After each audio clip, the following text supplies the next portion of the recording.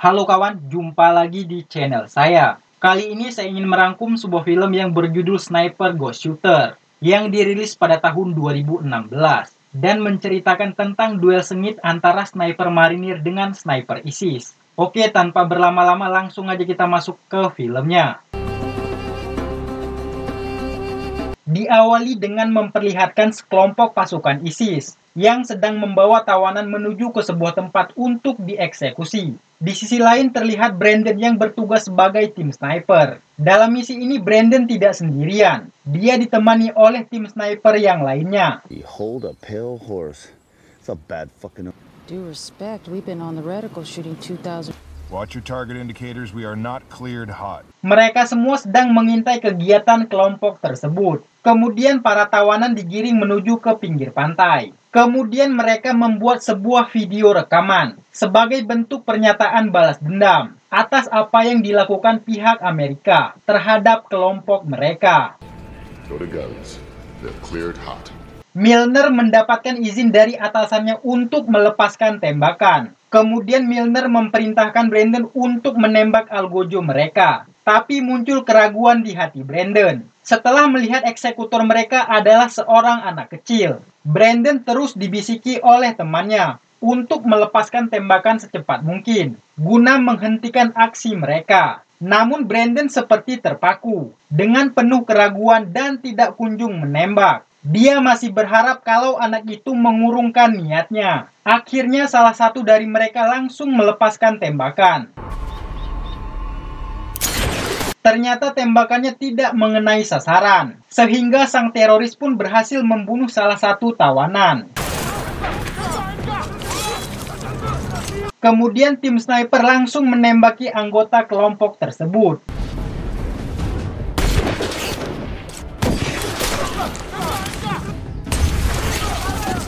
Tidak lama kemudian datanglah 2 unit helikopter untuk menembaki mereka semua.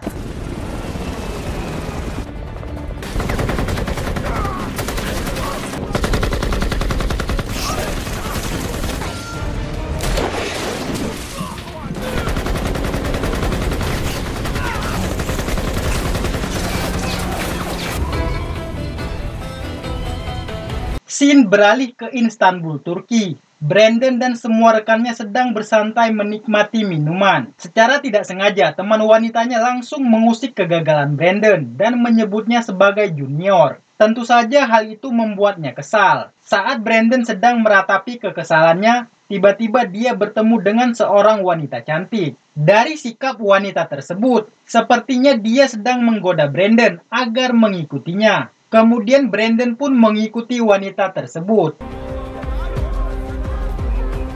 Di sisi lain terlihat seorang pria yang sedang membawa senjata. Pria tersebut pergi ke suatu tempat untuk melakukan pengintaian. Tujuannya adalah untuk membunuh Brandon. Setelah sampai di suatu tempat, akhirnya Brandon bisa mengobrol dengan wanita tadi. Saat Brandon sedang asik mengobrol, pria yang tadi telah di posisi dan bersiap untuk menembak.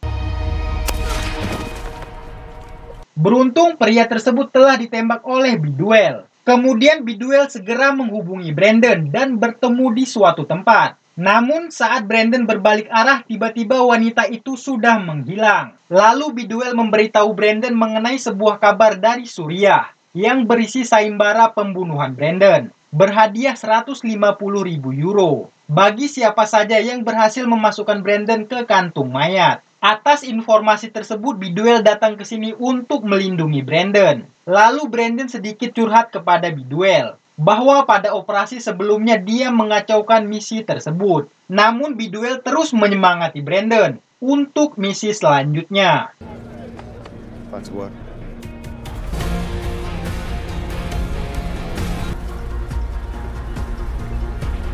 Scene beralih ke sebuah kapal. Di sana kolonel bertemu dengan biduel dan tim sniper yang lainnya. Kolonel membahas misi yang akan mereka jalankan, yaitu melindungi pipa gas alam yang menghubungkan Georgia dan Eropa bagian timur. Tidak lama kemudian muncullah wanita tadi yang pernah diikuti oleh Brandon. Dia bernama Robin Slater. Robin sendiri adalah anggota gabungan sipil militer bagian operasi. Dia juga memperkenalkan Kolonel Babayev yang berperan sebagai penghubung dengan tentara Georgia. Kemudian Robin dan Kolonel menjelaskan daerah rawan yang dilalui pipa, yang menjadi incaran serangan kelompok pemberontak yang menyabotase pipa tersebut. Kemudian Kolonel memperkenalkan tokoh pimpinan pemberontak yang bernama Gazakov, yang telah dilatih oleh SAS Inggris. Misi mereka adalah melindungi kolong merat minyak Austria, yang bernama Killian Ground, dari serangan sniper pemberontak. Kolong merat tersebut berencana untuk bertemu dengan kepala suku,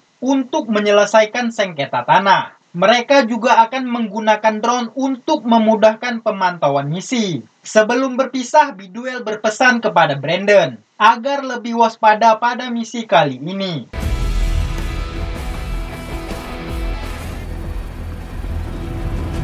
Singkat cerita, akhirnya mereka sampai di wilayah Tbilisi, Georgia. Kemudian Robin memerintahkan mereka semua untuk bersiap di posisinya masing-masing. Di sisi lain terlihat Gazakov dan timnya sedang memantau pergerakan Killian Ground, tim sniper yang dipimpin langsung oleh Milner. Mereka semua sudah bersiap di posisinya masing-masing. Falcon, white sector. Suicide green sector. Rampage, blue sector. All clear here, no signs of movement. Selama melakukan pemantauan, mereka sama sekali tidak menemukan keberadaan posisi sniper musuh. Tidak lama kemudian, konvoi pun melintas. Di sisi lain, terlihat sniper pemberontak yang sudah bersiap di posisi.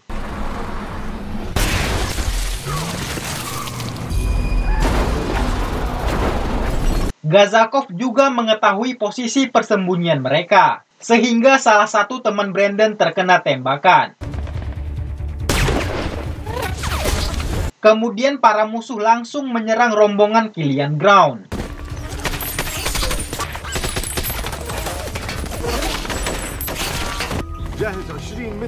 Sedangkan Gazakov kembali menemukan tempat persembunyian tim sniper dan langsung melumpuhkannya. Melihat kondisi anak buahnya yang semakin tertekan, Kolonel segera memerintahkan untuk menghujani tim pemberontak dengan tembakan drone.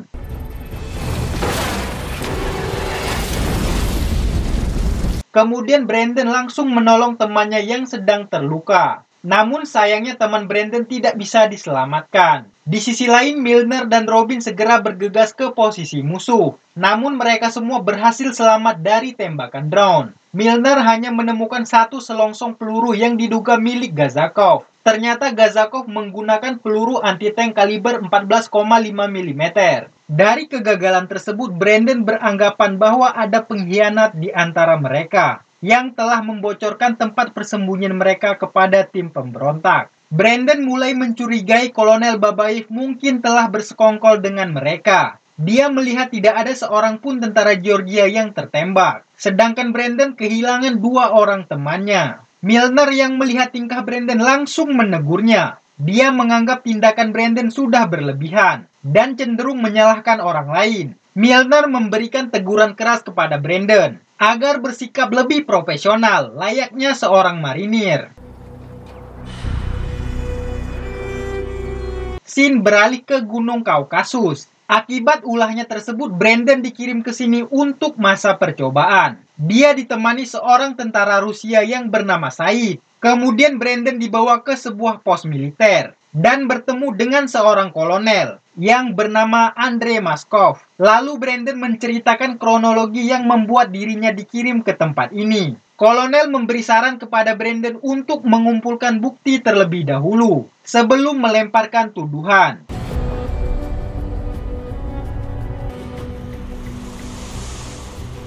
Kemudian mereka pun menjalankan misi patroli. Tiba-tiba mereka mendapatkan sekelompok pencuri yang sedang mencuri barang-barang yang ada di pos militer. Lalu kolonel memerintahkan untuk menembak para pencuri itu. Namun Brandon memberi saran untuk menangkap mereka. Menurutnya mereka hanya melakukan pencurian, sehingga tidak pantas untuk dibunuh.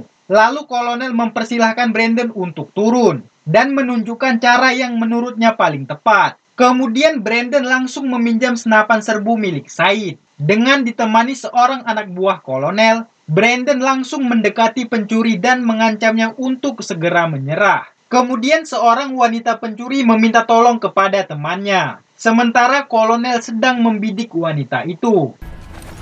Don't do it!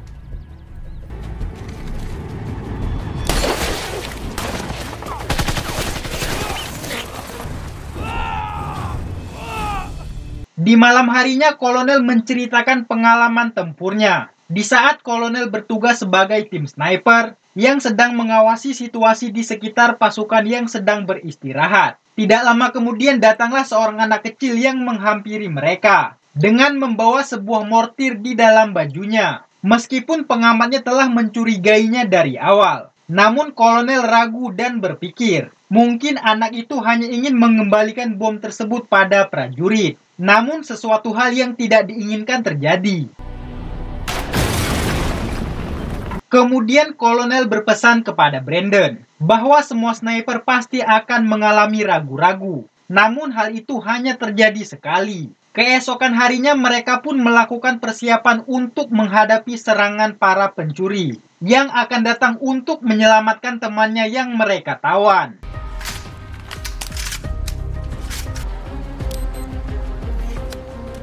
Brandon dan Said mencari tempat persembunyian untuk mengintai. Sedangkan kolonel dan yang lainnya akan menyerang dari dalam rumah. Setelah cukup lama menunggu, Said merasa ragu kalau mereka akan datang. Brandon meminta Said untuk tetap tenang. Tidak lama kemudian seorang prajurit penjaga menara ditembak oleh sniper musuh. Kemudian Brandon langsung mencari sniper tersebut.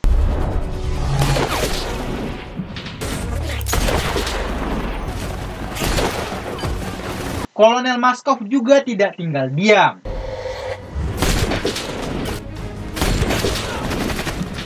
Namun karena jumlah mereka terlalu banyak, kolonel menyalakan peledak yang sudah mereka tanam.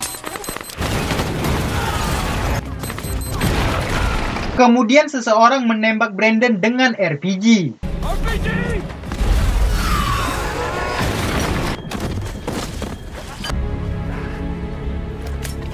Lalu Brandon mencoba membidik kembali kelompok tersebut yang sedang menggeledah pos militer tempat kolonel berada. Mereka membebaskan temannya yang tertawan. Sementara Said mencoba mendekati kelompok tersebut. Dia mengatakan ingin bergabung dengan kelompok mereka. Tidak lama kemudian kolonel digiring keluar secara paksa dan akan dieksekusi. Melihat hal tersebut, Brandon segera mengambil tindakan.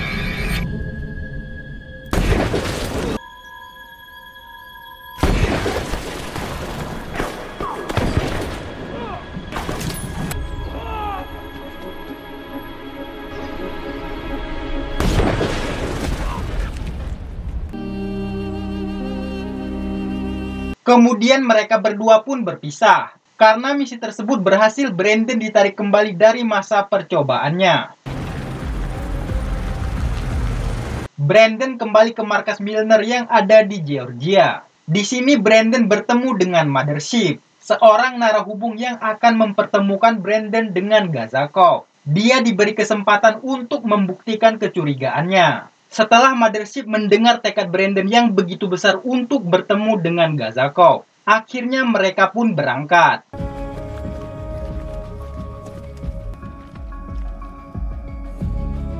Hingga tibalah mereka di sebuah bukit. Tidak lama kemudian para pemberontak pun mulai bermunculan. Kemudian Mothership memberikan sebuah kotak yang berisi abu dari adik ipar Gazakov yang telah tewas saat bertempur dengan marinir. Mereka pun menerima kotak tersebut dan berterima kasih karena mereka bisa menguburkan saudaranya secara Islam dengan layak. Lalu Brandon meminta Mothership untuk menanyakan dari mana mereka mengetahui tempat persembunyian tim sniper. Kemudian mereka menjawab itu adalah hadiah dari Tuhan. Tapi Brandon tidak percaya dengan ucapan mereka. Kemudian keluarlah Gazakov dan mengambil alih pembicaraan. Dengan tegas Gazakov mengatakan bahwa anak buahnya tidak berbohong. Kemudian dia mengatakan bahwa timnya akan memenangkan peperangan. Gazakov juga berjanji akan membunuh Brandon di lain waktu.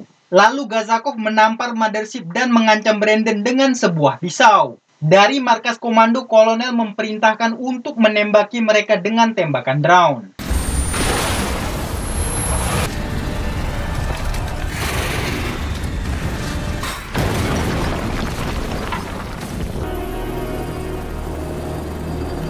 Scene beralih ke gardu pompa Gaznab. Brandon melaporkan penemuannya kepada Robin dan Kolonel Babayev. Dia mencurigai kemungkinan besar drone adalah penyebab Gazakov mengetahui tempat persembunyian tim sniper. Karena Brandon melihat salah satu dari mereka menggunakan laptop dengan jaringan satelit. Kemudian melakukan penyadapan tanpa sepengetahuan pemilik drone itu sendiri. Namun Robin menanggapi pendapat mereka sebagai sesuatu yang mustahil. Tidak lama kemudian Robin ditelepon oleh Kolonel. Ternyata Kolonel ingin berbicara dengan Brandon mengenai pelanggaran yang telah dilakukan oleh Brandon, yaitu menjalankan misi yang tidak resmi, bertemu dengan Gazakov tanpa seizinnya.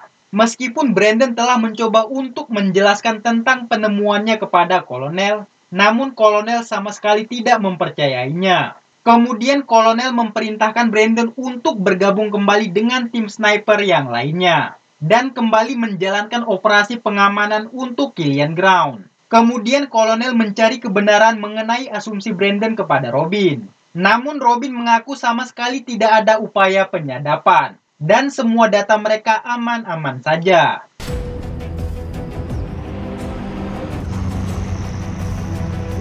Lalu Brandon bertemu dengan Miguel dan mengajaknya ke suatu tempat yang dilaporkan oleh intelijen sebagai tempat persembunyian Gazakov. Para tentara Georgia juga ikut berpatroli untuk mencari tempat persembunyian Gazakov dan anak buahnya. Mereka juga menggunakan drone untuk memantau situasi dari ketinggian.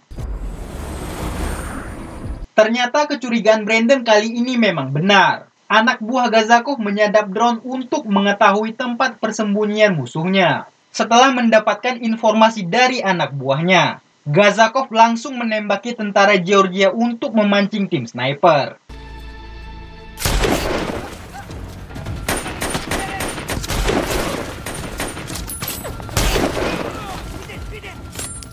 Setelah menembaki beberapa orang tentara Georgia, anak buah Gazakov menemukan tempat persembunyian tim sniper yang bernama Gina.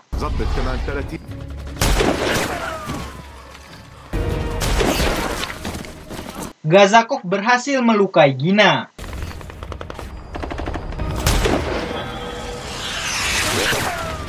Kemudian Brandon segera memberitahu Milner dan yang lainnya untuk membuang rompi mereka yang berisi GPS. Karena GPS itulah yang membuat Gazakov mengetahui posisi mereka. Kemudian mereka semua langsung meninggalkan lokasi. Robin dan Kolonel Babayev juga datang ke lokasi untuk melihat apa yang sebenarnya terjadi. Brandon kembali mengingatkan masalah drone dan GPS yang menyebabkan Gazakov bisa melacak tempat persembunyian mereka. Namun Robin sama sekali tidak percaya dan menyuruh Brandon untuk berhenti menduga-duga masalah drone. Kali ini sepertinya Milner sudah berpihak kepada Brandon karena dia telah mengalami kejadiannya secara langsung. Kemudian Kolonel mendatangi mereka semua dan meminta keterangan yang ada di lapangan.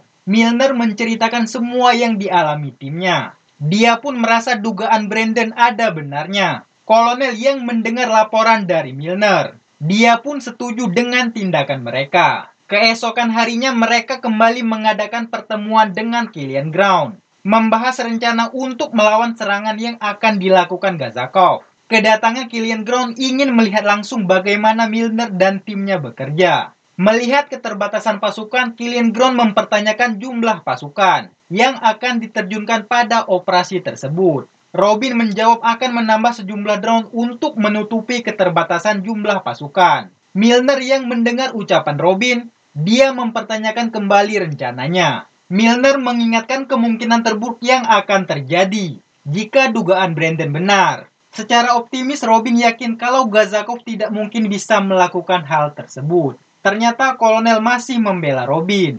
Kemudian mereka langsung berangkat menuju ke Kebuleti, kantor pusat Gaznab, tempat yang diduga sebagai permulaan Gazakov melakukan aksinya.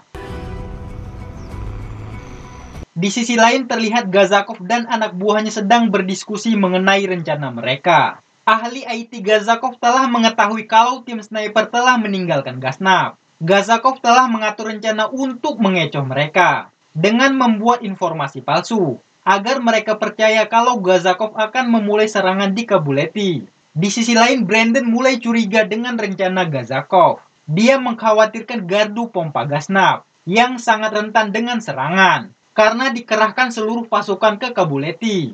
Milner menganggap dugaan Brandon ada benarnya. Kemudian mereka langsung berbalik arah dan menuju ke Gaznab. Dan benar saja, semua anak buah Gazakov telah tiba di Gaznab. Gazakov dan anak buahnya telah bersiap di posisi, sembari memberi perintah kepada pasukan penyerang untuk menangkap Killian Ground hidup-hidup. Di dalam ruangan, kolonel terlihat sangat khawatir. Dia merasakan firasat yang tidak baik. Namun Robin masih saja optimis dan lebih percaya dengan laporan tim IT-nya. Sedangkan di luar ruangan, pasukan Gazakov mulai melakukan serangan. Setelah Robin terhempas, barulah dia percaya kalau Gazakov telah menyadap drone-nya. Kemudian Robin langsung menelpon kantor pusat untuk membatalkan semua penerbangan drone yang direncanakan sebagai misi pemantauan.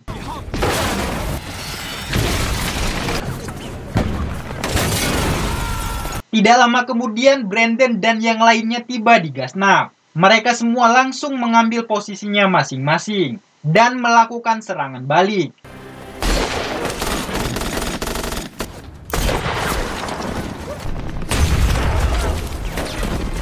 Setelah cukup lama melakukan pengintaian, akhirnya Brandon berhasil menembak pengamat dan ahli IT Gazakov.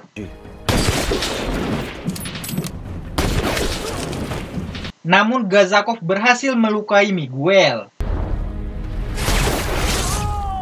Brandon tetap fokus untuk mencari tempat persembunyian Gazakov. Setelah melihat pantulan cahaya dari teleskop Gazakov, Brandon langsung melepaskan tembakan.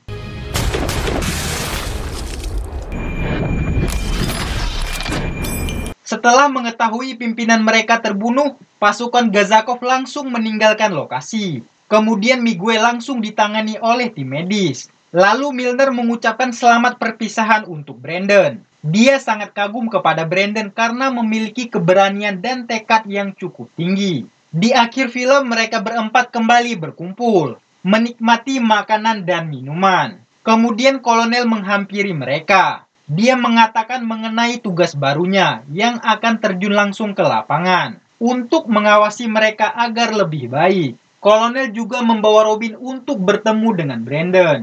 Dengan rasa malu, Robin mengakui kesalahannya dan membenarkan Brandon. Lalu Brandon mengajak Robin untuk minum. Robin pun dengan senang hati menerima tawaran dari Brandon. Film pun selesai.